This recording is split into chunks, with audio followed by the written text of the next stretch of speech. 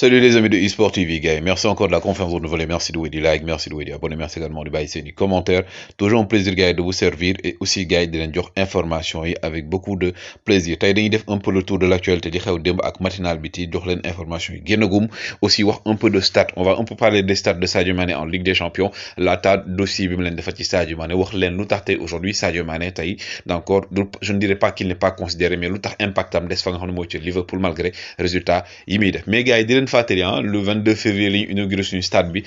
du Sénégal mais aussi dégg leen fàttali gars yi incha allah rabi nañu waajal le 28 mars yàlla ma ñu fekkee ak tal ngir ñu dem supporter équipe nationale du Sénégal stade bi fees dell stade de 50 000 places ngir ñu dem troisième fois de notre histoire ci coupe du monde donc ba amee ca Qatar 2022 mais kenn ki nga xam ne gars yi mi ngi wéy di dugg ci histoire lui n'est plus à présenter également c'est Edouard Mendy mi nga xam ne daf photo ak trophée mi macha allah coupe d'Afrique bi la ñu waroon teg ndax médaille bi sax mi ngi fi mais aussi Edouard Mendy di wéy di def liggéey ñu koy ñaanal aussi lafcat 2022 bi dàq 2021 inchallah ci moom mais gars yi aussi Vélingara sama mbokk waa Vélingara bu leen fàtte demain 19 février donc kii di Keita Baldé Diaw dañ koy defal caravane foofu donc ngeen dem fekkee ko caravane Vélingara yëpp ba stade municipal bi 16h lay commencer et tout donc il sera là-bas forcément gars yi ngeen dem supporter ko donc aujourd'hui également VAR on va comme d'habitude parler des wax ci histoire wax ci mercato ak yenn information yi ak suñu VAR bi rubrique VAR boo xam ne tamit gars yi comme je dis rek donc ñoo ko mettre en place pour di permettre gars yi chaque fois ñuy waxtaan ci actualité bi tey comme vous le savez on fait du sport bientôt dinaa commencer yeneen rubrique yi basketball et tout donc dañuy xaar moyens yi gën fee nekk et tout avec toute l'équipe mais on rend hommage à Michael Jordan tey ñi bëgg football mais basket bokk tey bu ñu bëggee basket kii bokk na ci muy la légende Michael Jordan qui fête son anniversaire ñu koy wax joyeux anniversaire la légende Michael Jordan mi nga xam ne si ne partenariat ak ñi nga xam mooy Paris Saint-Germain moo tax seen mooy yi nga si gis léegi Air Jordan image bi nag kenn ki donc Papin la mais keneen ki dama leen laaj gars yi kan la donc c'est une légende boo xam ne jóge na fi yàlla na ko yàlla xare àjjana c'était un grand ami de Pape Diouf aussi un grand dirigeant de Marseille il a tout fait moom moo ñu ko jox donc Europe c'est une France bokk c'est une première ligue des champions notamment donc au niveau de Marseille Roberto Baggio la légende ñi doon seetaan football année 90 yi donc gis ngeen ko xam ngeen ko donc Roberto Baggio qui fête ses 55 ans un grand attaquant de la Squadra Azzurra le numéro 10 donc de l'Italie un grand attaquant joueur également de l'Inter entre autres ki ngeen gis ni également il n'est plus à présenter Claude Makelele qui fête aussi son anniversaire qui fête ses 49 ans Claude Makelele un grand joueur bien entendu du Paris Saint-Germain de Chelsea du Real de Madrid entre autres Claude Makelele respect également à lui Christopher Nkunku formé au Paris Saint-Germain actuellement mi ngi Leipzig démb dafa dugalaat mi ngi toj fi mu ne nii championnat européen notamment Europa League démb dafa dugal son 20e but délivré 8 passes décisives au total en 32 matchs Christopher Nkunku mi xam ne jamono ji nee na moom rêve mooy benn jour dellu Paris Saint-Germain mais club yu ci bëri comme ay Tottenham entre autres ñi ngi ci moom ki ngeen gis nag Anthony Martial ñi nga xam ne ñooy Manchester United ñoo ko àll Séville démb la dugal donc en Europa League son premier but en 3 matchs son premier but donc Anthony Martial ñu ko souhaiter bonne chance et bon vent de espérer que ne résultat yi mu amul fa Manchester dina ko am fi nga xam mooy ci FC Séville Omar Da Fonseca moom nag dafa bëgg Messi mais aussi c'est un grand commentateur moom def na benn déclaration boo xam ne gars yi pour man aussi war nañ ko xool moom nee na Messi li mu def ci football joueur du ko def ci football te bis bu bàyyee football Messi inchallah nee na bal de poteau de corner yeeg bal yi ñëppay jooy et il a raison aussi Messi c'est un très grand joueur ki ngeen gis ni aussi di Fred c'est aujourd'hui l'homme fort de Manchester United donc moom saa yu joué 59% de victoire le Manchester United di am bu joué wul ay 24% de chance le Manchester United di am chance de gagner et 11 matchs yi mu mujjee joué yëpp Fred ak ki nga xam ne Manchester perte ci benn yoon donc aujourd'hui c'est l'homme fort du milieu notamment de Manchester United ki ngeen gis ni nag di Hudson-Odoi donc joueur Chelsea moom selon les dernières informations moom dafa bëgg dem ak équipe bi nga xam ne mooy Ghana donc bu fekkee ne dañuy jouer li nga xam ne mooy aussi donc pour waajal coupe du monde yi ñëw ak échéance yi ñëw moom dafa nee na inchallah bëgg na bokk ci ñooñu Hudson-Odoi pendant ce temps Neymar mi nga xam ne keroog dugg na contre Real de Madrid moom mi ngi def remise en forme di commencer perdre poids image yi di ko wane gars yi ndax yéen a ngi cool yéen a ngi cool Neymar on espère que dina ñëw en forme parce que Neymar moom franchement c'est du gâchis hygiène de vie moo tax tey eggul fi mu waroon a egg keneen koo xam ne aussi moom ba tey waneegul top performance fa nga xam ne mooy ci Paris Saint-Germain di ki nga xam ne mooy donc Ramos blessure sur blessure Ramos encore forfait ci match championnat bi nga xam ne Paris Saint-Germain da ko war a joué moom daal franchement amul match bu rëy boo xam ne joué gum na ko ak Paris Saint-Germain Sergio Ramos gars yi donc revue ñu dem ak yéen kay bi di stade mu ne je me suis sacrifié pour mon pays donc entretien la boo xam ne nag Ismaïla Sarr moom moo ko def ak waa Watford bi ko doon defal entretien di wax ci li nga xam mooy passage am te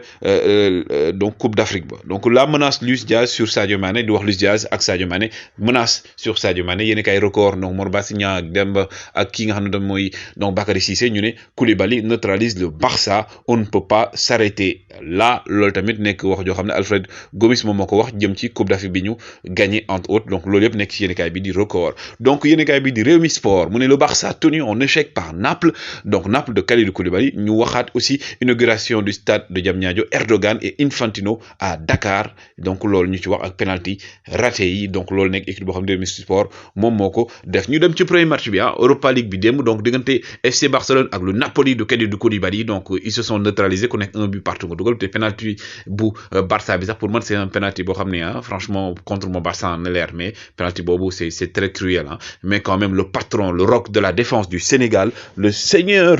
en matière de football de la défense de Napoli, Kalidou Koulibaly démb. donc il a fait un tacle magnifique ci ki nga xam ne mooy Adama Traoré mi nga xam ne moom jàkkaarloo woon ak goal bi. donc Kalidou Koulibaly mi nga xam ne Barcelone da cee teg gët démb, il a fait un masterclass. Kalidou Koulibaly ñëpp di ko wax, il a été phénoménal Kalidou Koulibaly. donc il a réussi tous ses tacles, il a gagné donc 7 duels au sol sur 8. donc Kalidou Koulibaly qui est phénoménal, donc le défenseur sénégalais bi nga xam ne jamono ji donc du Barça rek a nekk ci moom même Manchester United ñi ngi ci moom, yeneen club ñi ngi ci moom. Kalidou Koulibaly démb, donc il a neutralisé l'attaque du FC Barcelone. su du woon penalty ba bu xam ne VAR moo ñu intervenir ndax bal bi dafa cof loxo joueur bi te pour man tayu ko. bu du woon loolu Barça démb dañ leen naroon a dóor ndax aussi ils ont manqué beaucoup d'occasions. mais Kalidou Koulibaly gars yi donc franchement gis nga sax yenn supporters FC Barcelone yi di publier di def ay statut ci vidéo am ci tacle bi mu def ci Adama Traoré entre autres. match la boo xam ne match bu amoon rigueur la, match bu amoon technique la aussi. mais Napoli dem franchement ils ont fait un très gros match. Ferran Torres nag moom dem il a manqué beaucoup d'occasions, énormément d'occasions. penalty la dugal mais dem mënoon dugal ëpp loolu. tax na sax ba après match bi vous avez vu donc jooy na fa, donc gis nañ ko mu sëgg et tout. donc il a pleuré Ferran Torres parce que xam na ne démb raté na occasion yu bëri image yaa ngi nii. mais quand même Xavi nee na c'est normal, il va marquer day raté parce que grand joueur là, il est encore jeune, mais dina dugal yi. donc nekk na loo xam ne aujourd'hui aussi ça montre que ne joueurs yi aussi ils ont cet amour devant les buts et que le Barça, quoi qu'on puisse dire, reste également un grand club de football comme il y a Real de Madrid, comme également yenn équipe yu mel ne Bayern de Munich entre autres. mais quand même comme je dis match bi démb donc ça s'est soldé par un but partout. donc match retour bi day nekk ca Napoli ca Italie. donc le Barça qui devra donc essayer de battre là-bas le Napoli. donc ki nga xam ne aussi mooy Ousmane Dembélé démb dafa dugg gars yi di ko siffler parce que Ousmane Dembélé ba tey prolongé wul fa nga xam ne mooy ca Barcelone. gars yi dañoo sax na dem, donc finalement mu toog ndax benn club mënu ko woon jënd si jamono jooju. Xavi ñu ne woon da ko teg bu mu sax teg ban, Xavi insisté ba ñu teg ko ban, démb dugg na mais supporter dañ ko doon yuuxoo. mais gars yi la sensation forte mooy les Rangers qui ont battu le Borussia Dortmund à domicile. donc 2-4 4-2 pour les Rangers. donc nekk défaite boo xam ne gars yi fi mu ne nii surprendre ñu bëri ak équipe Dortmund bi nga xam ne nag ak Haaland mi nga xam ne gars yi il est encore quand même blessé si convalescence lay jógee. donc tey démb nag Marseille mi ngi doon jouer ak Karabakh FC, donc Karabakh FK plutôt. donc nekk les Sénégalais également, du deux côtés il y avait des Sénégalais, mais également c'est Marseille qui a pris le dessus avec notamment Pape Alassane Gueye bi nga xam ne il était titulaire. Pape Alassane Gueye qui a fait un match exceptionnel et qui a délivré une passe décisive. Pape Alassane Gueye avec Marseille mi door démb donc 3-1. Pape Alassane Gueye qui a délivré une passe décisive, mais aussi Ahmadou Bamba Dieng qui est entré en cours de match. nos deux Sénégalais gars yi Coupe d'Afrique bi dañ koy jógee ak plein de confiance te ñu ngi koy wane ca Marseille. donc Marseille démb donc aux couleurs du Sénégal donc démb sur les 3 buts marseillais 2 Sénégalais étaient impliqués avec une magnifique passe de Pape Alassane Gueye, mais aussi Bamba Dieng. franchement Bamba Dieng il n'est plus à présenter. Bamba Dieng bi nga xam ne il a été énorme. mais d'abord Milik mi ngeen gis ni aujourd'hui Milik est devenu le deuxième meilleur buteur donc en Europe, donc de Marseille, après Paul Pogba mi nga xam ne de 2003-2004 il avait marqué 11 buts. Milik nag mi ngi 6 buts la marqué en Europe, donc mu nekk deuxième meilleur buteur derrière la légende donc Didier Drogba gars yi. donc la légende de Marseille, Didier Drogba, donc 11 buts en Europe avec Marseille. Milik mooy deuxième avec 6 buts. Didier Drogba, donc le coupé décalé ivoirien Didier Drogba. Comme je vous l'ai dit Payet aussi qui a été émerveillé par ki nga xam ne mooy Ahmadou Bamba Dieng qui lui a permis de marquer le 3e but. nga xam ne dafa buut paajal